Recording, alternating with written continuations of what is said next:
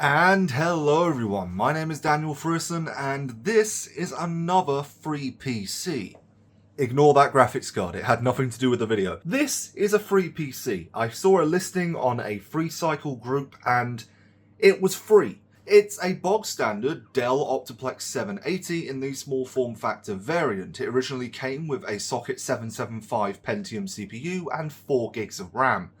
Judging by the Windows 10 license key on the side of it, it was at some point upgraded, and it now has a Core2Quad Q9300, which is 4 cores at 2.3 GHz, and it also has 8 gigs of RAM.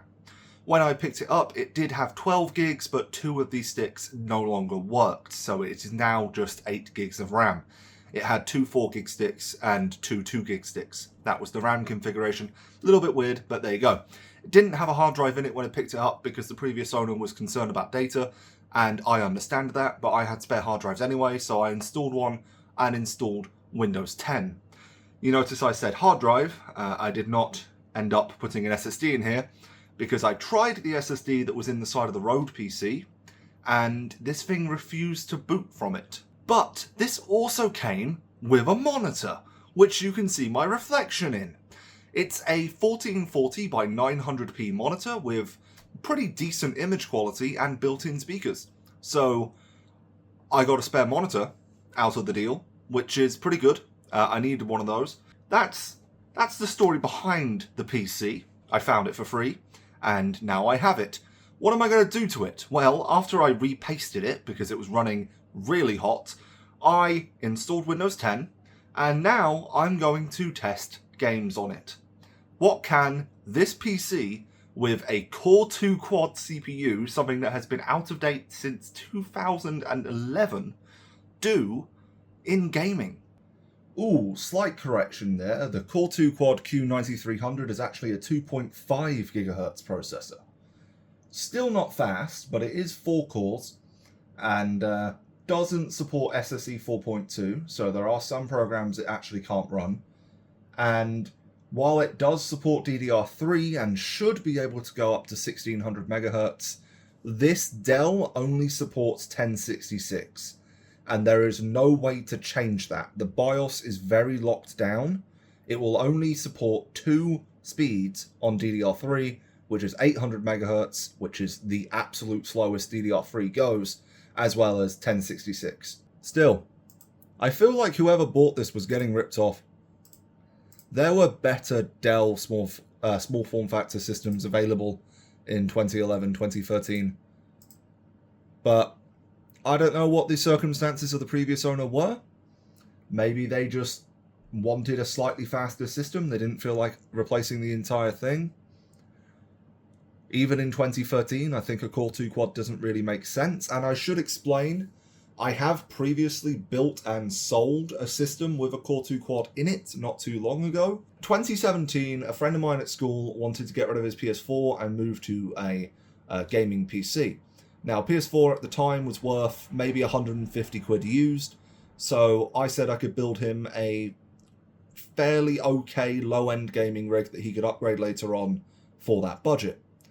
So I accepted the PS4 as payment, which was the first time I ever owned a PS4, and I built him a gaming PC, which was a Core2Quad Q9550, which is the CPU that runs at 2.93 or 83 GHz. It's the stepped up version of this chip. It had 16 gigs of DDR3 1333, a 512 gig SSD, and a case I had lying around. And I threw in a GTX 750 Ti, which I recommended he upgrade to a 1050, just as a temporary graphics card. And by all reports, that system worked perfectly fine for light gaming. But that was 2017. We're in 2025 now. And this system, this chip, this CPU, it's gonna start showing its age. Was that a full 20 seconds for Edge to load up? Yeah, it's the hard drive. This is why PCs with hard drives do not make any sense anymore. They haven't made sense for over a decade. As soon as SSDs became even remotely affordable, everyone should have moved on to them. But you do still find boutique PC builders that have their lowest spec systems equipped with hard drives. And the difference in price between a 1TB hard drive and a 1TB SATA SSD is what, $10 in most cases?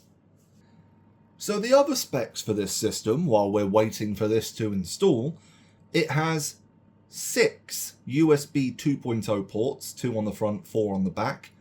As I said, it has DisplayPort, which is nice. I could technically plug this into my main gaming monitor, but I don't think it would know what to do with that resolution. It also has a built-in DVD rewritable drive, space for a 3¼ front-facing drive of some kind. You could put a floppy disk in there or a card reader, up to you. And it also has a dedicated fan for the hard drive, which I think is less in there for the hard drive and more for the board components in that area. It doesn't have an exhaust fan, it just has an intake fan and then a fan that technically cools the hard drive, but I think it's just there for the motherboard. As well as the power supplies fan, which is the loudest one in there when it's at idle. All I did was sign in. What the hell is this? This system is so slow that it's broken Steam. Why is it saying install?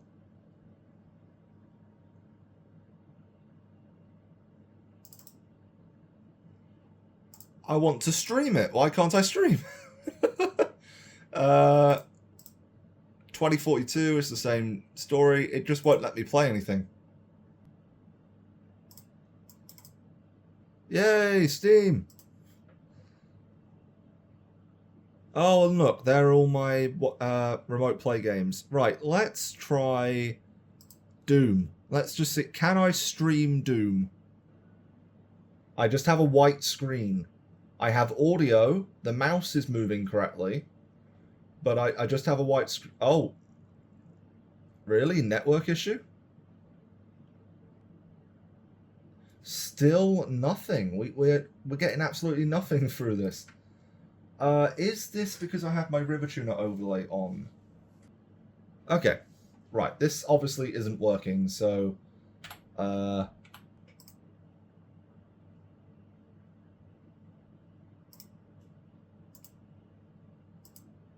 I can't load view.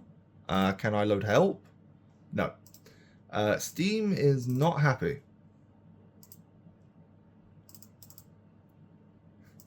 I can't even load my Steam settings, man. Steam barely works. I can't even stream a game. Okay, let's just see what this iGPU can do. Do you support DirectX 11? And can you do low settings with anti-aliasing off at, let's say, 720p? Can you do low settings anti-aliasing off with 720p?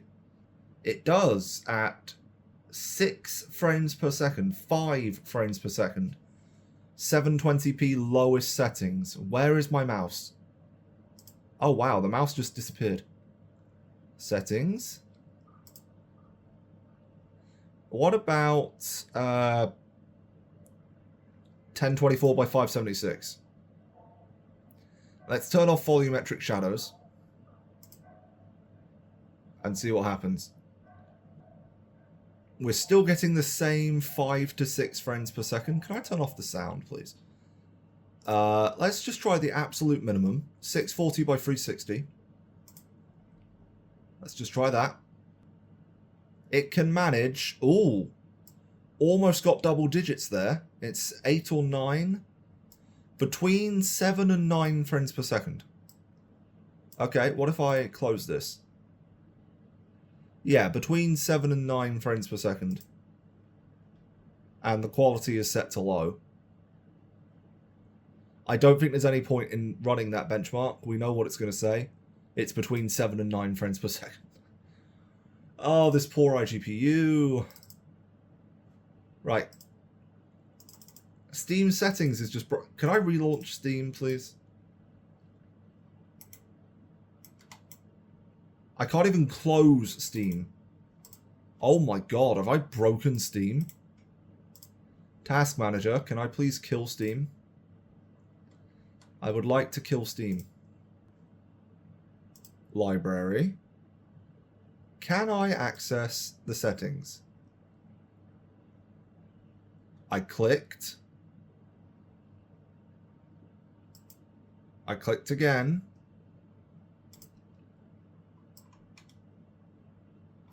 Seriously? Can I?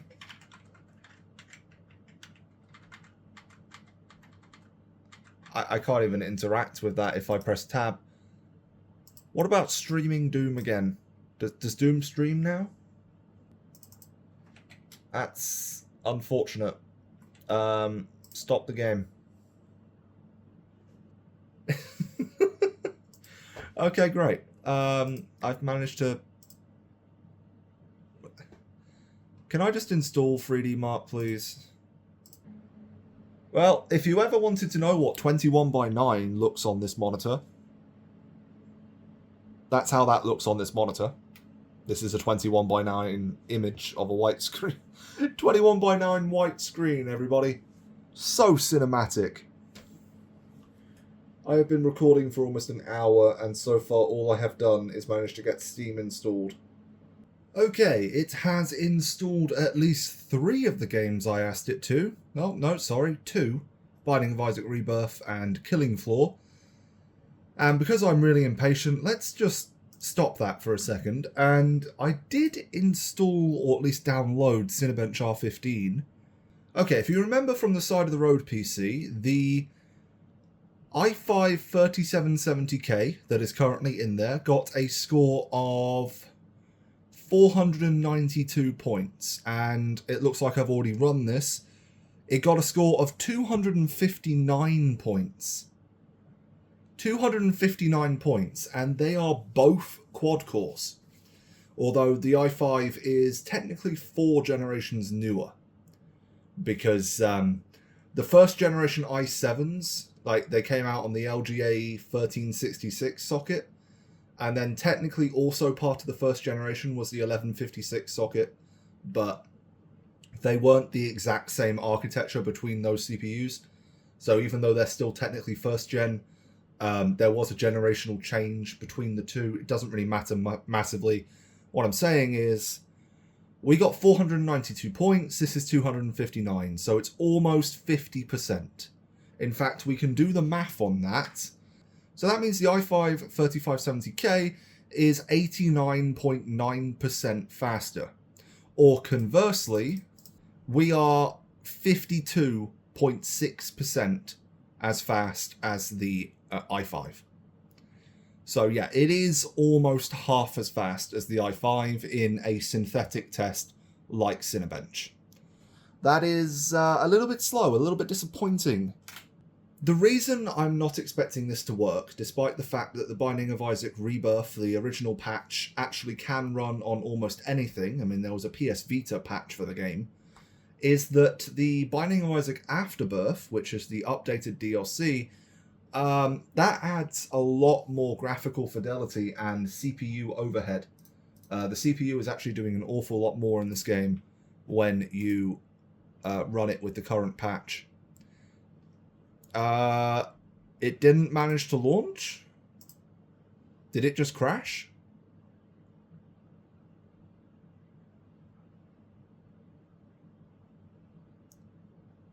Oh! It just crashes. It can't run. I'm trying, but...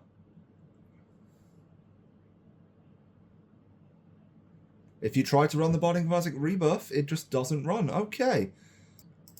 And we are currently rendering that guy, I guess. Let's change some settings here. Display. 1440 by 900, DirectX 9. Game details are set to low. I don't think I'm going to get anything better than that. Let me just turn down the audio, because that's not an important part of benchmarking anything. So let's just play solo. And we're just going to play Killing Floor. And let's play on farm. Play. Does the game run? This game is remarkably easy to play. Even when it came out, it was remarkably lightweight. We just play. Yeah, we're getting a respectable 36, 34 FPS. And I can't remember what the run button is. Is there no run button? Oh, great. Okay, it's dropping to 20 when there's actually enemies on screen.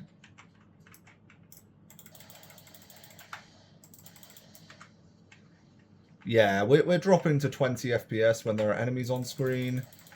That's a bit disappointing. Can I turn down the audio slightly? I do not have an audio hotkey on this keyboard.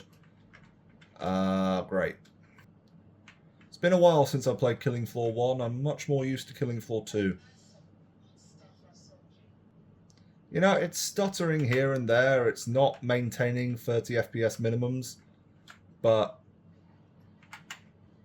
it's running okay, I guess. Whoa, hello.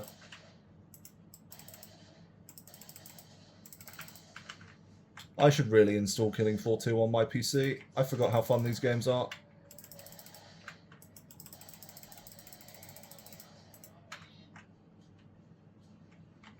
There are 15 FPS when there's too many enemies on screen. Oh, they're shooting at me. Okay, 14 FPS.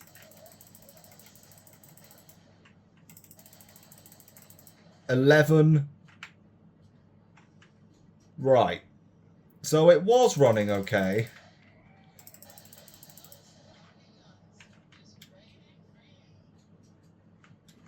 It was running okay, and then it started going down to almost single digits. Even so, pretty good. Oh, and we're finally done. Hooray. Let's run 3D Mark first. Let's just run 3D Mark first. Get the synthetics out of the way. Then I can test the rest of those games. And I believe the reason that The Binding of Isaac didn't launch is because it's actually a DirectX 11 game. And this CPU, or at least the iGPU in this CPU, might not support the full DirectX 11 feature set. So some of the features that it needs just might not have loaded, and it crashed. That is entirely possible. Oh, yay, we're done. Right, benchmarks. I would like to run CloudGate. Oh, I need to show obsolete.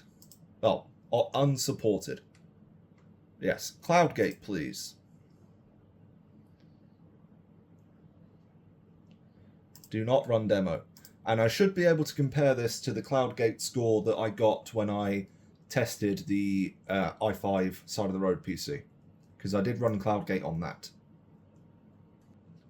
Word of advice to all the people watching this video, not that there's a lot of you, but word of advice, don't install Windows to a hard drive. Don't. Even if it's a fast hard drive. Okay, just don't. I don't care if it's a brand new 7200 RPM drive. It's not going to be an enjoyable experience. This is painful, though.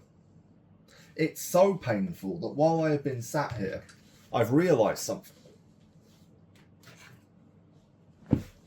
A long time ago, I received this. This is a 32 gigabyte. Actually, no, let me check that. It might not be 32 gigs. No, it is. It's a 32 gigabyte M-key SATA SSD. And I've got it in a SATA adapter so that I don't have to use it on an M-key. I received this back when someone tried to scam me when I sold a PC on eBay. I sold my sister's PC on eBay. The buyer immediately had concerns and complaints, tried to get me to knock down the price by like £200. And after a week of arguing with the buyer, I managed to convince them to send it back. And when they sent it back, both of the SSDs that were in the rig were missing. And I'm pretty sure they sent it back with a different CPU as well, because the overclock was no longer stable. Either way, all of that happened, and I lost about £200 worth of SSDs, which is lovely. But he sent it back with this in it, a 32 gig unbranded generic SSD that I have never been able to identify because software just puts it in as a generic SSD when you try to identify it. But it does work. And 32 gigs does meet the minimum install requirements for Windows 10. So it's DirectX 10. It's DirectX 10. Which means realistically it can only run DirectX 9 games, because very few games are DirectX 10. And the reason very few games are DirectX 10 is because a lot of games that are DirectX 9 are the PC ports of PS3 and Xbox 360 games, because those consoles were DirectX 9, and then the consoles went immediately to DirectX 11. DirectX 10 support was never on console, so developers didn't actually have to develop for it, and that doesn't matter right now because the test has finally loaded. So it had just crashed. I was waiting here 15 minutes with a crashed loading bar. Great.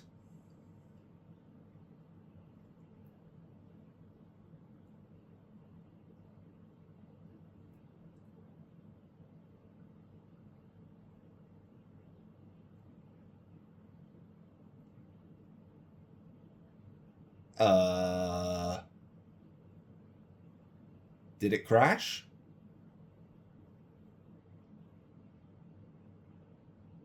I'm getting 111 FPS. Apparently, it's frozen. Well, the system hasn't locked up. The numlock key still works. But it's not rendering any new frames. Oh. Am I going to get a frame rate of 0? Seriously, am I going to get a frame rate of 0? Is it that bad? I have no idea how much memory is configured for the iGPU. I'm imagining it's just a standard 128. If it's less than 128 meg, that could be our issue.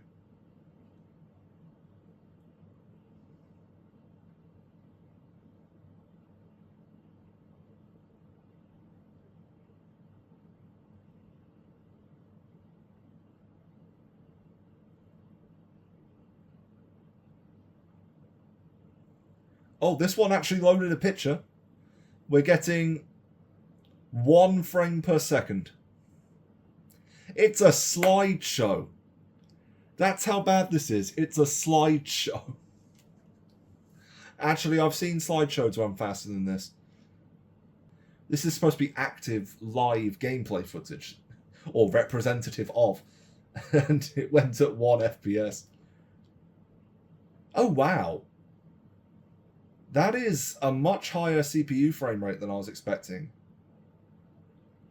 So we are just massively limited by the iGPU. In fact, I think the iGPU was holding that test back. We didn't actually get 100% CPU usage. Interesting. Is it going to say invalid result because we didn't get a proper first test? Yeah, 0.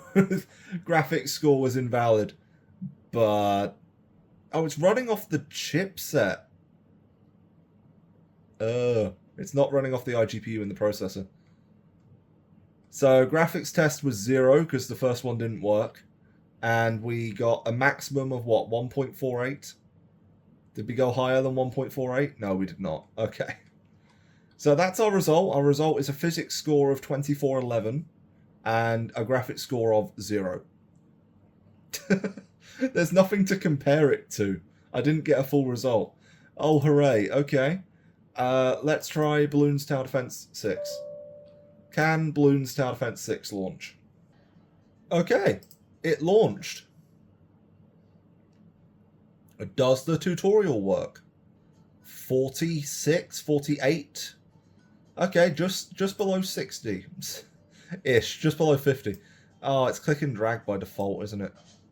What are the settings on? Yeah, drag and drop off. Drop and lock. Turn off that. I can't adjust resolution or anything from this menu. That's lovely. I did all of that just so I can get to the main menu. Really? Right, where are my options? Right, we are at 1440 by 900, and there don't seem to be any quality settings, so yeah, we get 40 to 50 FPS. Not bad. Right, let's test Dead Space 2.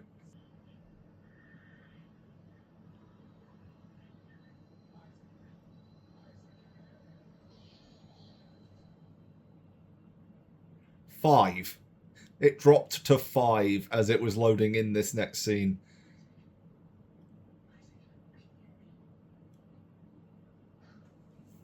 Okay, well, this is royally unplayable.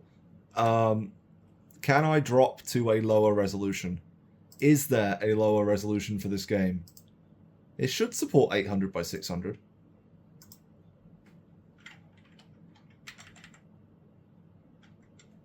Oh, it is so delayed. Hold on. Let me disable VSync. And it does support 848 by 480. Let's try 480. Okay.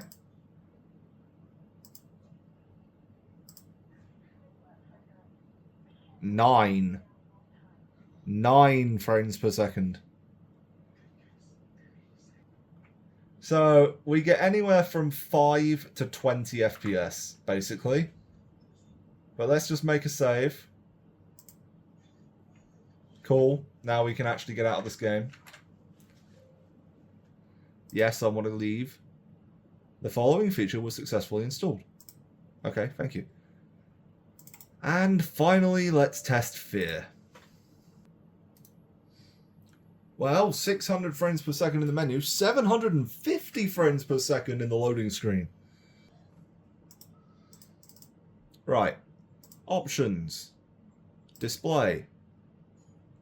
Can we go to the actual resolution of this monitor? Well, we can, yes, but I just need to actually select it. Right. VSync off. Yeah, okay. Okay. Now, performance.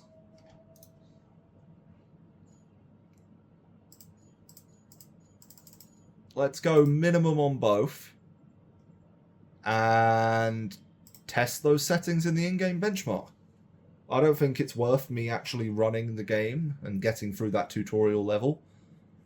The in-game benchmark is pretty representative of what this game runs like. And we're getting 60 FPS. Minimum settings does make this game look like it came out on the PS2, though. I don't know, could the PS2 have handled this game? It handled Metal Gear. And God of War, for that matter. God of War was pretty exceptional for the PS2. Oh, we almost got 200 FPS for a moment there. Oh, we did. Yeah, we got 200 FPS. Nice. There's physics. Interesting fact about lowering the graphics settings in this game. Certain physics objects just don't load in. Okay. Average of 115, a maximum of 302, and a minimum of 47. Wow. And we were 100% of the time above 40 FPS. That is pretty respectable. Well done, Fear. I am quite surprised. So, 3 hours it has taken me to get this far. And now we're going to go even further. Because I am going to give this thing a GPU and see just how much that CPU bottlenecks. So then, I need to turn on my room lights again. There we go. Tiny bit more light. So then, let's get this monitor out of the way. Oh, that is a very tight cable there. You know what? That's out of the way enough. Let's get this side panel. Oh, wow, that power supply is hot. I'd say about, judging by how long it's taking for me to really feel it, probably only about 50 to 60 C. But that's definitely warm. How's the hard drive? Room temp. The hard drive is room temp. Right. So I'm going to move the hard drive over here. And yeah, I guess that fan is cooling the north bridge, or would that just be the south bridge these days? It's probably just the south bridge. That doesn't matter. We're going to insert... Oh, I need to actually remove this. We're going to insert a HD 4870, or at least I'm going to try to. What are you stuck on? It's just a PCIe slot that's never been used. It's a bit tough. And I'm going to take out this DisplayPort to DVI adapter, which I did tighten up on one side, didn't I? No, other side. Put the DVI directly into the graphics card, which can be really easy to do from this angle.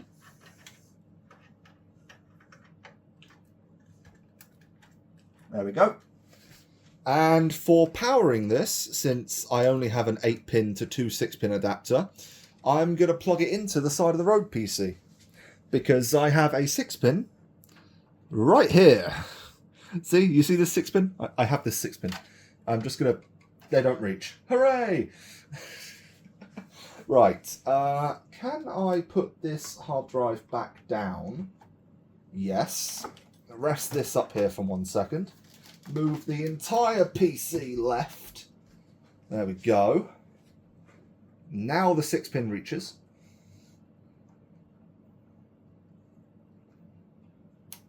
Cool. Awesome. This is terribly... Just don't do this at home. Don't try this. At all. Never do this. Okay, let's... What has the hard drive just done to itself? I have put the hard drive approximately where it was before, so that the fan underneath it can cool the motherboard. And let's turn this thing on, shall we? Let's get the full effect of this. Turn on that PC, and then turn on that PC. The fans are spinning, and we get a display output. Okay. Let's see what happens. This is only a temporary setup. I would obviously never actually deploy a system like this in this state. I just wanted to test the most powerful spare graphics card I currently have in this system. And maybe, now that we don't have the iGPU hogging things down so much, certain system processes will run a bit smoother. And there goes that GPU up to full speed. Yep. That GPU almost always runs at full speed. Don't worry about it. It's because the MOSFETs are getting warm. Well, that took a while. Okay, we are now on the latest official driver from AMD, which means I can launch up MSI Afterburner again. And we should now get a GPU temp and usage readout. 80% usage, 88, 90, it's like it's ramping up. So the CPU is holding us back, but we're only apparently losing 10 to 20% of the horsepower of this GPU. That is unfortunate though, because this is the synthetic test. You wouldn't expect it to be limited by CPU, and it dropped to 60% for a moment there. But we are getting 10 times the performance of the iGPU at a much higher resolution now. So that's an improvement. Oh, would you look at that? We got an FPS of 0 in this test before, and we're now getting 72. That is an increase of 7,200%. Well, technically you can't actually increase 0 by any percentage. The number would always be 0.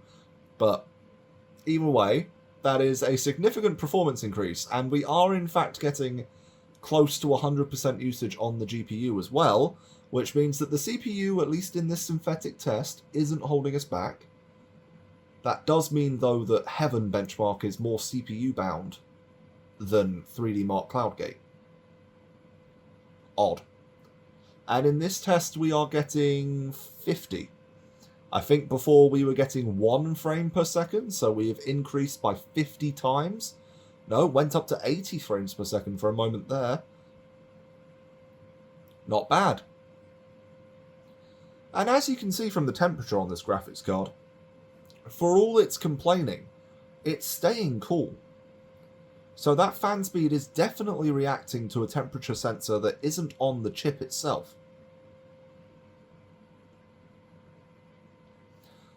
And now for the moment of truth, do we drop down to below 10 FPS at the end of this test?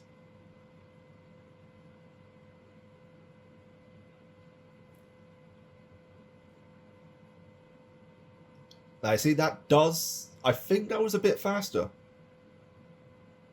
That felt like it was a bit faster.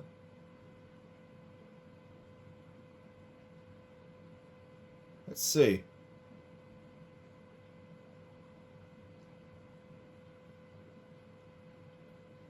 And our result is a score of 7,200 with a physics score of 2559. I feel like that's higher. Let's compare online so I can compare this to the i5 PC.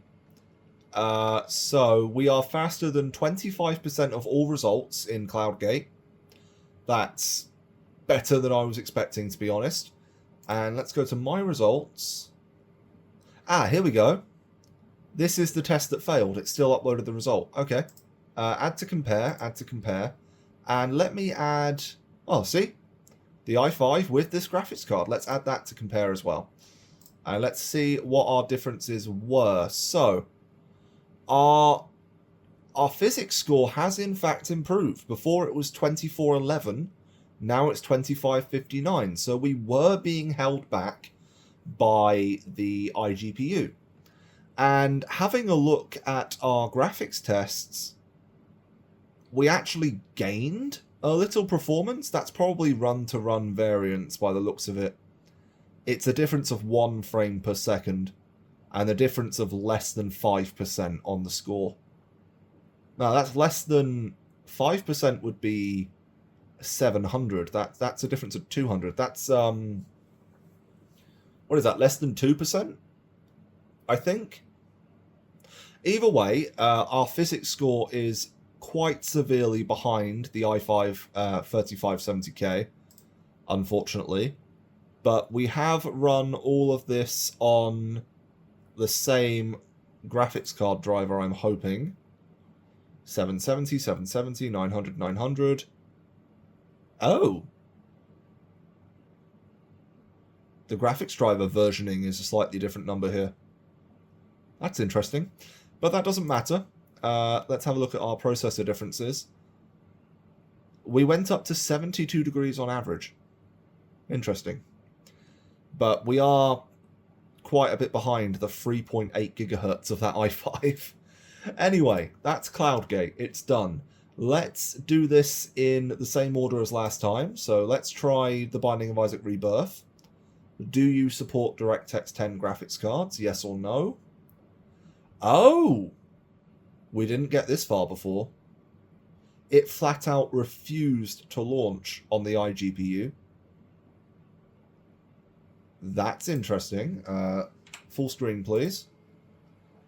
Now, this doesn't have the Afterbirth DLC installed, which does have slightly higher graphics. But let's have a look. We are getting a stable 60 FPS. We are getting 60 FPS. Okay, what is our graphics settings set to? I can't change it in game. Options. Oh. There are no graphics settings on this version of the game. That must be in the DLC. Okay, so we are at the same settings as last time, which is the absolute lowest, and we are at the resolution of this screen. So let's just go into a solo match on the same map. So we're going to play Killing Floor, please. And we're going to do it on farm. And we're just going to do exactly the same thing. and see what our frame rate's like. I expect it's going to be in the hundreds, provided the CPU can keep up. It should be pretty high, regardless. Yep, 140 FPS. Remember before when we were getting 50, dropping down into the low 20s when enemies were on screen?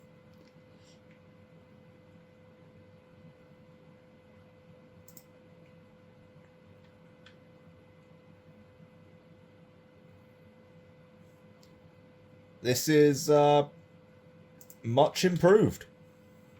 Feels really responsive. Give me that.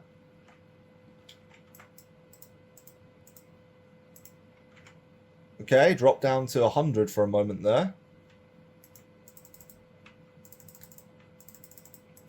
90. Still 90 FPS, that's pretty good. In fact, it's so good, I think I will increase some settings. So let's go from low to medium. Okay, we are now on medium detail preset. And we are getting 100 FPS. And our draw distance has improved by about 3 feet by the looks of it. The game does look quite a bit better, actually.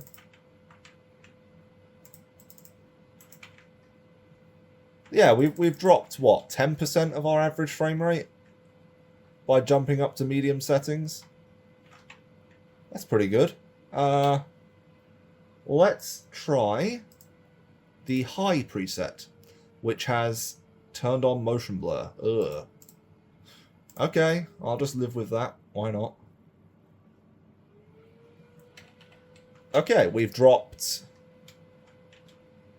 Actually, I don't think we've dropped anything. We're being held back by the CPU. I didn't even notice that.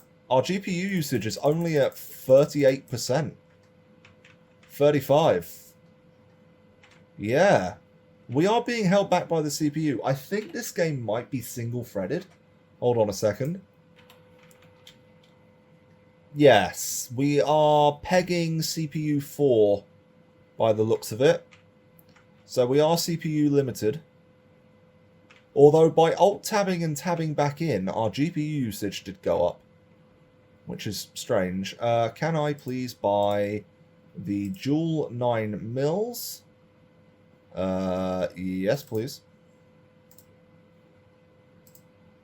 Purchase ammo, purchase you. Can I also get the machete? Right.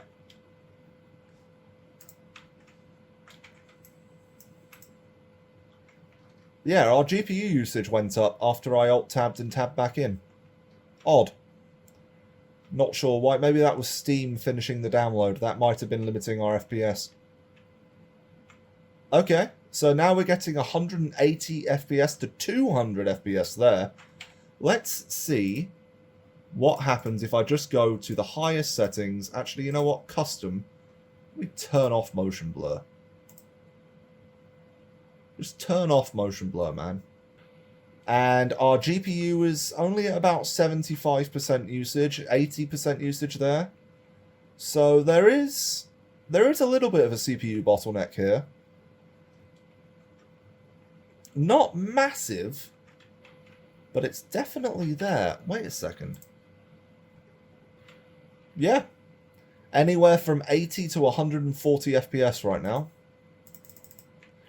And it does appear to be a CPU limitation. We are really only pegging one core at almost 78%.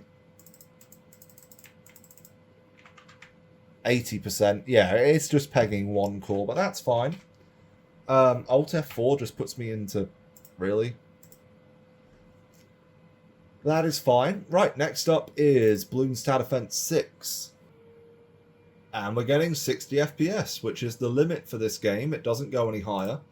But let's just play the... I don't think the graphics are going to be an issue, though, because this GPU is doing pretty much nothing.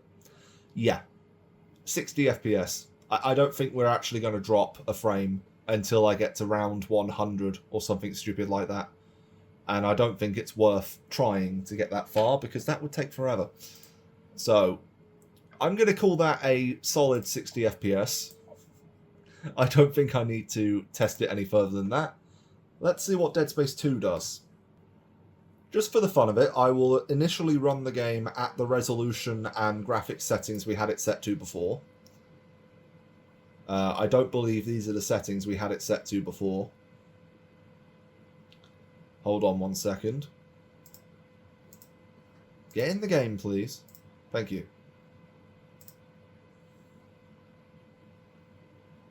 Settings. This is only using 2 cores. It's only using 2 cores. Oh, game. Right. No, this is the settings we had it at before. It's just the monitor hasn't stretched it to the screen this time. Okay. Well, let's see what this does. 848 by 480, absolute lowest settings. Motion blur and VSync turned off. Can you, at all, improve over the iGPU? Yeah. We are CPU limited. We're only getting 50% of the GPU used. But from the looks of it, 100 FPS minimum, 160 there. Okay, there was 85, 80, 75. As long as it's above the refresh rate of whatever monitor you're using, it doesn't matter what your frame rate is, really. But, yeah, this is running. Okay, let's see how much of a bottleneck this CPU really is, though, when I set you to the resolution of this monitor. Let's leave the graphics settings the same. Let's just see what the resolution change does. Okay, we're getting 65 to 80% of the GPU used, 100 to 100 and something FPS again. Okay, 60 FPS in this room. Not bad, not bad. Okay. Right. So we are holding back the GPU a little, but this GPU is plenty fast enough. Let's just go to very high settings and then back to custom. Anti-aliasing on. Motion blur off. Everything on high, please. Or very high. Accept. So now the game is looking at its best. We are getting a minimum of 80% GPU usage by the looks of it. Oh, no, minimum of 70. So we are CPU limited, but not to the point that the game is unplayable. You see, almost 100% usage here.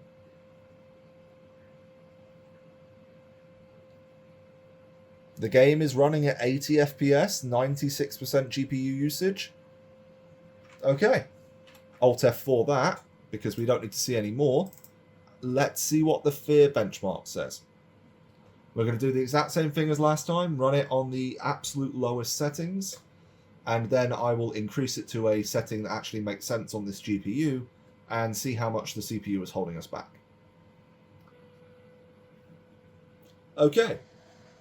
We're getting 270-ish frames per second, and we're only really using 20% of the GPU.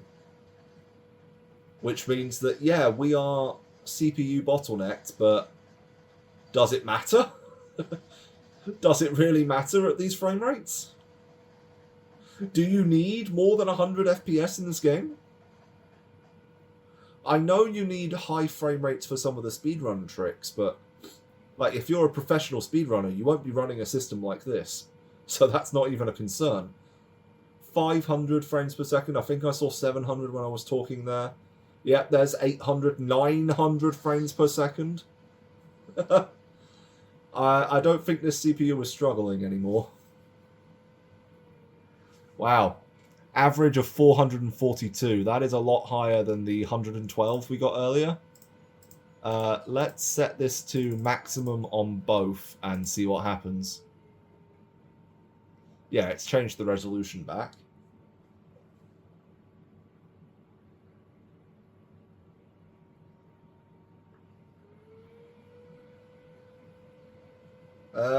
We are using 100% of the GPU. Well, we were.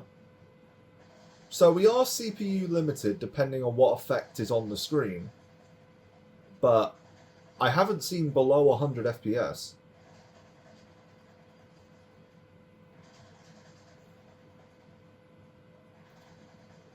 Oh, 93, 81. Is 81 our lowest? I think it is.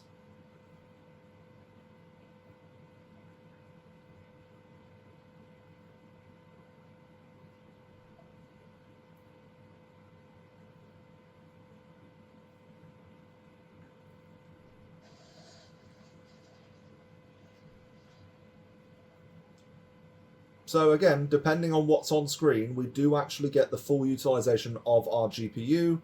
And we had a minimum frame rate of 85 and an average of 191 on the absolute maximum settings this game supports, which is actually pretty good. This game looks pretty good for a game that came out in 2005. Definitely knew what they were doing in the graphics department. And now for the final test, can it play a YouTube video? I know from prior testing that the iGPU could not keep up with YouTube even at 720p. But let's play a video from my own channel. Why not? I think this is the video I tested it with last time. Well, the advert's working. Can I enable stats for nerds, please? So I can see what our frame rate's like.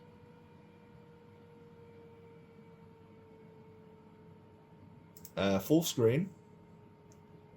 And we are running at 1080p. And we are dropping a massive amount of frames. This CPU can't do 60 FPS YouTube. Are you serious?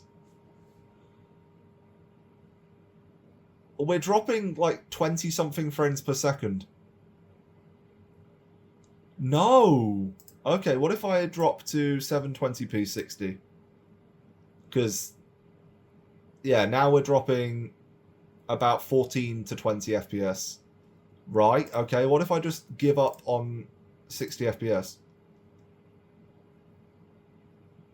We're dropping one frame every now and then.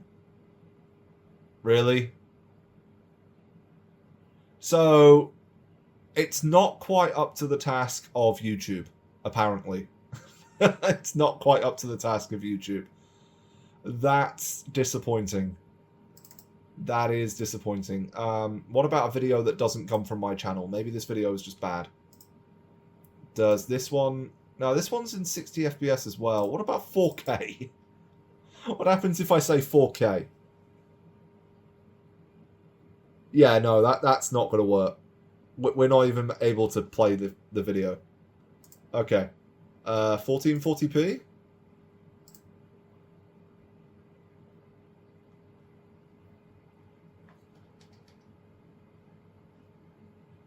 Yeah, dropping about 20 to 30 FPS. So the limit on this thing is 1080p 30 FPS or 480p. You're not gonna get 60 FPS here. That's disappointing. Although it could be a limitation of Edge. Edge is weird sometimes, so let's try Chrome. I gotta say, for general web browsing, this does feel a little bit slow, but it's not horrible. Mute, enable stats for nerds.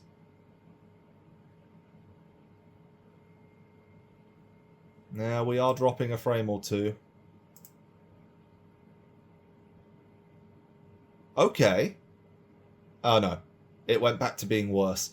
It was working for a half second there. Now we're back to dropping about 16 to 20 FPS. Does 1080... No, that's 1440, you idiot. This isn't going to work.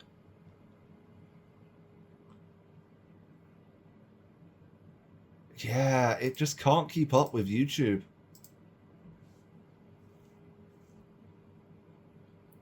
Yeah. Even 1080p 60 doesn't work. So we are limited to 480p YouTube.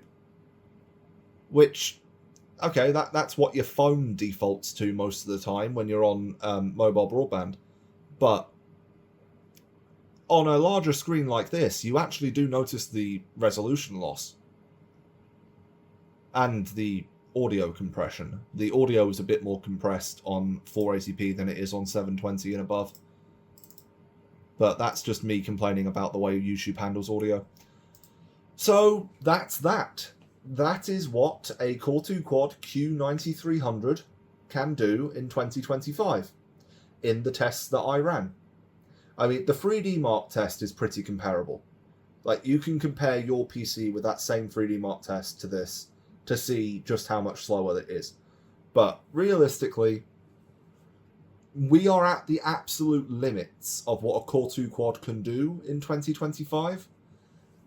I think once we move on to end of life for Windows 10 and everything is pretty much forced to either run Linux or Windows 11, Core2Quads are going to just become completely irrelevant because they don't have the TPM support.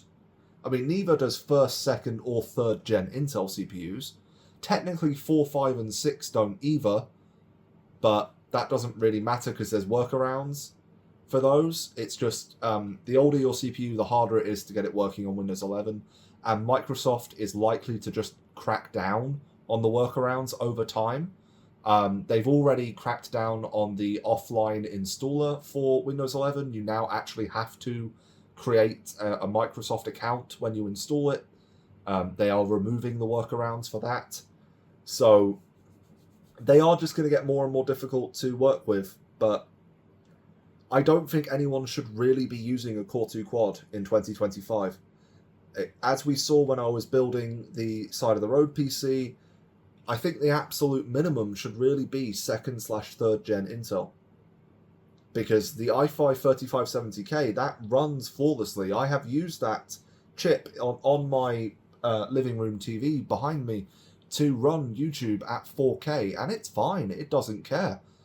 But this Core2Quad, with its much older architecture and much longer pipeline being the order in which instructions to the CPU have to go through before you get the output, which is the result of the data you're trying to process. With its much older architecture, much longer pipeline, and its much lower clock speeds, let's face it, there isn't really much that a Core2Quad can do anymore. As long as you're not trying to play anything newer than like 2012 on a Core2Quad, it's probably still worth it. Like, you can put a, I don't know, GTX 270 in this, maybe a 460, just at a stretch, and that would be a decent pairing for this power of CPU, but it doesn't make any sense.